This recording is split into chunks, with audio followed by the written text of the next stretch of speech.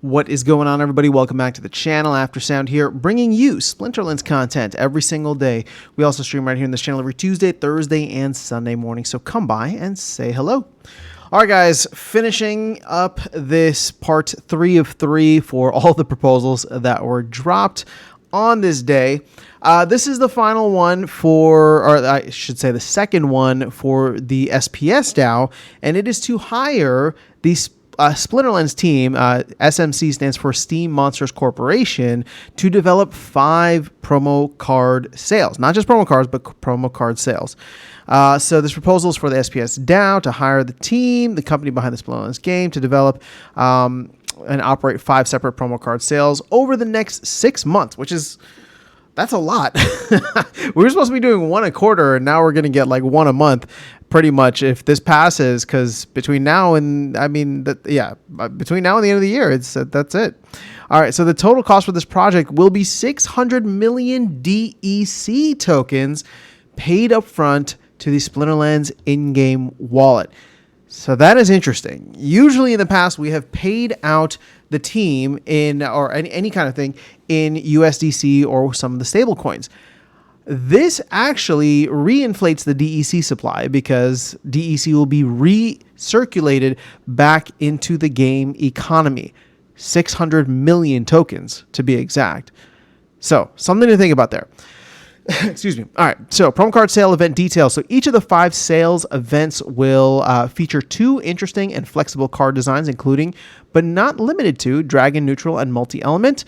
Units that will be exclusive to these sales will not be available in packs or any other sales in the future. Character designs, art names, and stats of the cards will be designed by the Splinterlands team. The promo cards will be purchasable using DEC only, as the purpose of this proposal is to generate demand for DEC token, for the DEC token, as described in more detail below. The exact pricing will be decided by the team and announced at least 1 week before each of the sales begin. All DEC spent will go to the SPS DAO wallet. Okay, so we're not burning DEC. It's just doing like one big loop around. We send it to the team, and then if the community likes the stuff, then they send it back to the DAO. Fascinating. We're going to get into the math behind this in a little bit, because I think the team has thought this through, and I'm curious to know what people feel about the appetite for this. All right, so we plan to work with the SPS stakeholder community ahead of each promo card sale event to determine whether or not there will be other incentives or prizes, such as leaderboard rewards, that we have included for similar past events. We would like to purposely leave these additional details open to be decided by the team, with input from the community to allow us to be flexible. I think that they shouldn't do any more of these leaderboards. That causes way too many of these to be bought, and then these cards just end up getting devalued on the secondary market. That's my thought, but who am I? All right, so proposal, reasoning, and expectations. The SPS economy is designed specifically around demand for DEC tokens through asset and feature purchases in the Splinterlands game. It is therefore in the best interest of all SPS token holders to offer more items for sale for DEC within the Splinterlands game, ideally in ways that are affordable and require minimum effort to the team. So we believe that promo card sales are the best way to bring in additional DEC demand in the short term without distracting from our longer term priority of bringing players in. So based on similar past events, we expect, though we cannot guarantee, that each of the 5 sale events will bring in at least 200 million DEC, which would be over 1 billion across 5 different sales. Which would mean the DAO would nearly double, if not more, its investment of 600 million tokens. So they're saying, give us 600 million DEC tokens, and we think that we can generate 1 billion sales of DEC tokens. These promo card sales are something that the company has planned to do for some time, but before going forward, we wanted to offer this opportunity to the SPS DAO to be the entity that owns these assets, while the Splinterlands company would simply be hired as a contractor to build and operate the sales. This means the SPS DAO will assume the risk if the sales do not perform well, but will also reap the benefits if they do. This is the same situation as when the DAO hired Steam Monsters to build and operate the Rebellion set last year, which has worked out very well for the DAO in terms of how much DEC the DAO has collected. That being said, if this proposal does not pass and the stakeholders SPS stakeholders do not want to take this opportunity, the team still plans to launch these promo cards and will retain all of the DEC proceeds. So what do you guys think of this math here? 200 million DEC, that's roughly $200,000 with DEC at peg.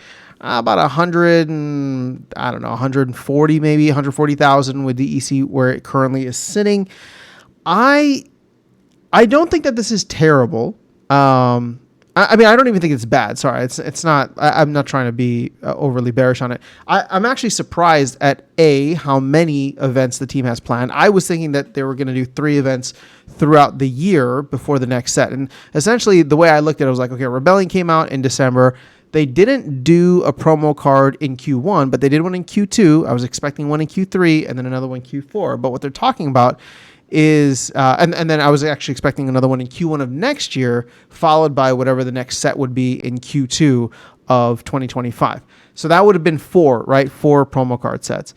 Now we're looking at a total of 6, right? If you include the Baron Fayette one that just came through, there's going to be 5 additional ones between now and then. And this is what I'm trying to get at. I'm curious to know what the appetite for this will be. Now, I'm all in on this at this point. Like if the team thinks that, getting 600 million DEC will be valuable, I don't even know how they're going to spend it. And keep in mind, I don't know if they addressed it here or not. I think I read through the entire thing, but the team doesn't sell these on the market. They don't sell DEC on the market.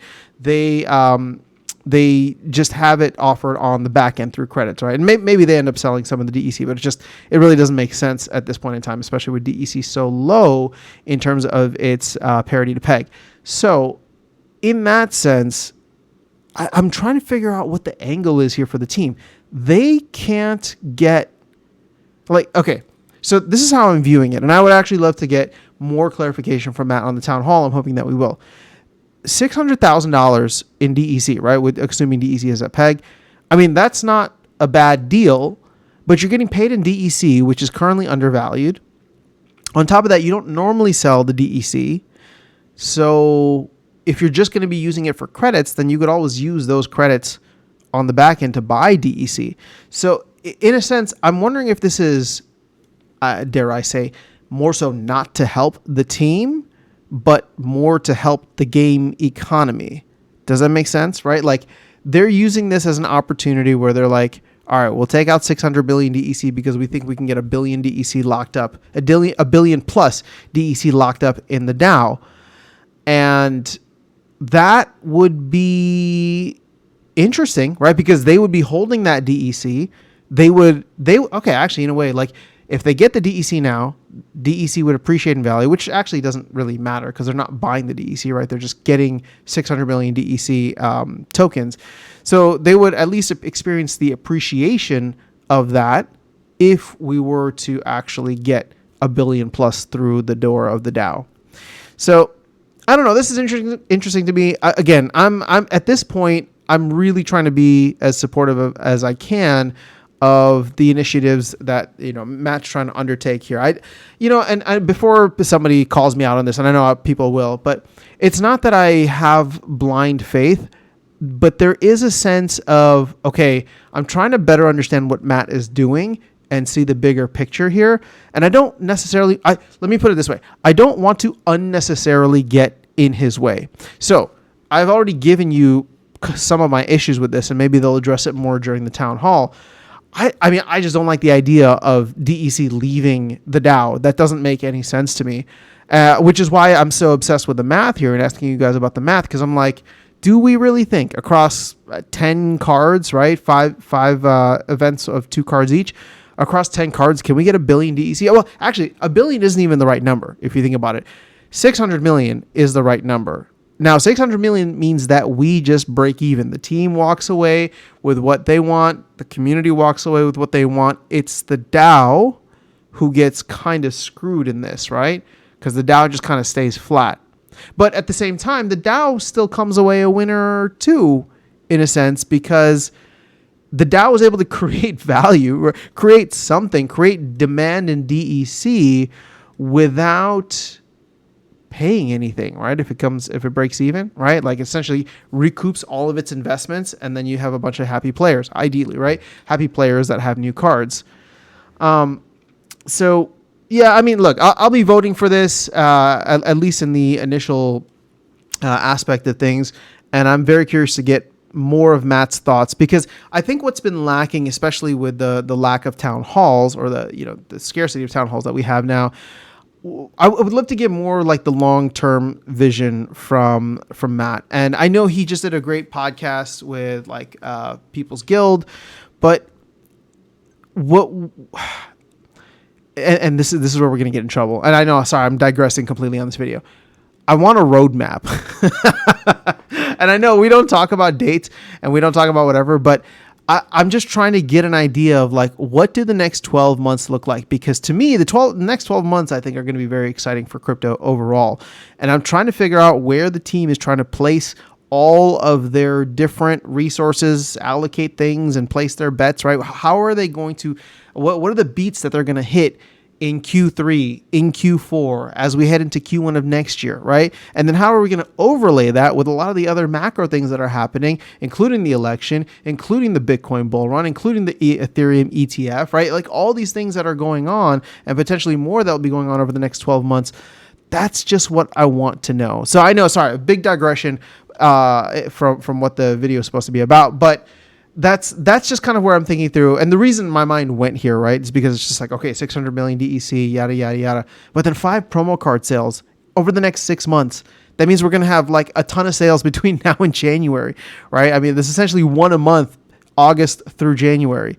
So, and then when does the next set come out, right? Like what's the big picture plan here? When is new player experience and all that done? Like, so again, I'm just digressing a lot. I apologize. Let's go ahead and let's go ahead and end the video here. Let me know your thoughts in the comments below. Very curious to get your feedback on this, whether you'll be voting for it or against it, or if you have any suggestions, because it is still in the draft proposal phase. So the team should technically be open to making some changes. That is all I have for you guys in this video. Let me know your thoughts in the comments below. I will catch you all in the next one and see you around the game. Take care.